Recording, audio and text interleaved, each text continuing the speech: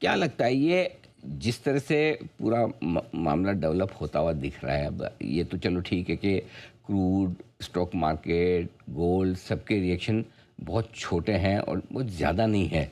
क्या ये रिस्क अभी भी रहेगी कि इन केस ईरान की तरफ से वाकई में कुछ बड़ा, एक तो आपने स्ट्रेट ऑफ हॉर्मुज का तो बोल दिया, लेकिन क्या किसी तरह से कोई न्यूक्लियर वेपन्स वगैरह की बात निकल जाए कर जाए तो क्या वो एक बड़ा खतरा बाजार पर है?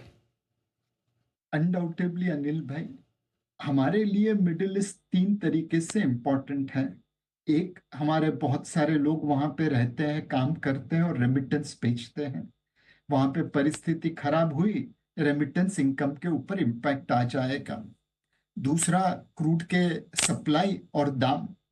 एंड तीसरी चीज, हम जो एक्सपोर्ट करते हैं माल, कुछ माल मिडिल ईस्ट में जाता है, कुछ मिडिल ईस्ट के जरिए अमेरिका यूरोप में पहुंचता है।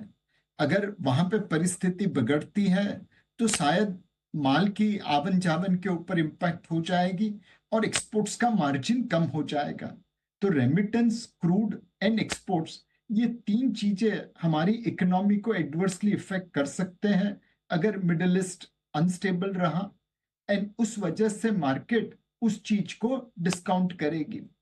आज की तारीख में हमारे पास तकरीबन $700 बिलियन के आसपास का रिजर्व है। तो रेमिटेंस एंड क्रूड के दाम अगर टेम्पररी बढ़े या टेम्पररी रेमिटेंस के ऊपर इम्पैक्ट आई तो बहुत बड़ा फर्क नहीं पड़ेगा। हमारे पास आज कैपेबिलिटी है उस पेन को एब्जॉर्ब करने की। एक्सपोर्ट्स में भी अगर थोड़ा बहुत ऊपर नीचे हुआ तो 2-3 महीने कम मार्जिन पे धंधा कर लिया, ओवरऑल इम्पैक्ट इकोनॉमी के ऊपर कम होगी।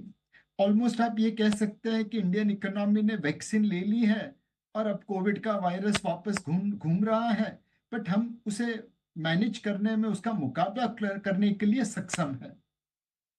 बिल्कुल, आपने बहुत अच्छे तरीके से समझाया कि 3 चीज़ें सबसे ज़्यादा इम्पोर्टेंट है, जब गल्फ़ में ये पूरा टेंशन है। एक तो वहाँ से जो पैसा आता है भारत में, वो कम ज़्यादा हो सकता है क्या, और साथ ही भारत जो एक्सपोर्ट करता है गल्फ़ कंट्रीज़ को, फॉर एग्ज़ाम्पल चावल वगैरह बहुत सारी चीज़ें। तीसरा है कि कच्चा तेल जो हम इम्पोर्ट करते हैं, इन 3 चीज़ों से हम पर असर पड़ेगा।